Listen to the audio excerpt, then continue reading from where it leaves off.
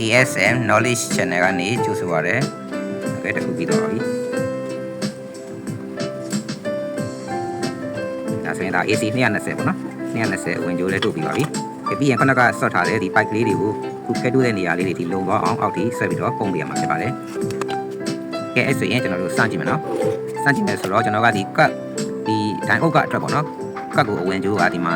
16ခွန်လောက်ထွက်တယ်။ဒါကဓာတ်ရိုက်ပေါ့နော်။ကဲဆိုရင်ကတ်ကနေဒါ USB 1ကိုကျွန်တော်ပို့ရင်တန်းကြည့်ပါမယ်နော်ပို့ဘယ်လောက်ထွက်လဲဆိုတာကိုဒီမှာ 5.06 နော်ဒါ USB 1ဖြစ်ပါတယ်နောက် USB 2တစ်ချက်ကြည့်အောင်နော်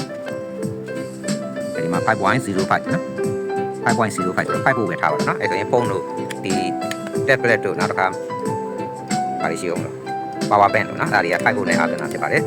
အဲ့ကြတော့ဒီလိုလေးကိုယ်တိုင်ဆင်သုံးရင်ကျွန်တော်တို့ဒါဘက်ထရီနဲ့လည်းဘက်ထရီနဲ့သုံးရင်ကျွန်တော်တို့ချက်ပေါက်လေးပါနော်ခုနကပြောလို့ချက်ပင်လေးနဲ့ဘက်ထရီကလေးလေးနဲ့တော့ထိုးပြီးတော့အားသွင်းလို့လည်းရတယ်လျှက်စင်ပြီးလာတဲ့ခါမှာလည်းဒီပလက်လေးထိုးပြီးတော့အားသွင်းလို့ရမယ်နော်ပြီးရင်ဖုန်းနှလုံးကိုတစ်ပြိုင်နဲ့ပေါ့နော်ကွစ်ချက်ပေါ့နော်အများအားသွင်းလို့ရပါမယ်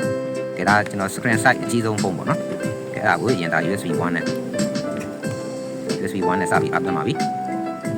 ကဲနောက်တစ်ပေါက်ကျန်သေးတယ် USB 2နော် USB 2ကတော့ကျွန်တော်ရိုးရိုးဒီ screen size ပုံမှန် USB ပေါ့နော်အဲ့ဒီဖုန်းလေးနဲ့ဒါကျွန်တော်ပြည်သက်တွေတွေ့တဲ့အတိုင်းပဲဖုန်းနှလုံးကိုဒါတစ်ပြိုင်နဲ့အားသွင်းလို့ရပါပြီခင်ဗျာနော်။ဒီအဆင်ပြေပါတယ်ခင်ဗျာနော်။ဒီ circuit ဆင်ရတာလည်းရှုပ်ရှုပ်ထွေးထွေးဘာမှမပါဘူး။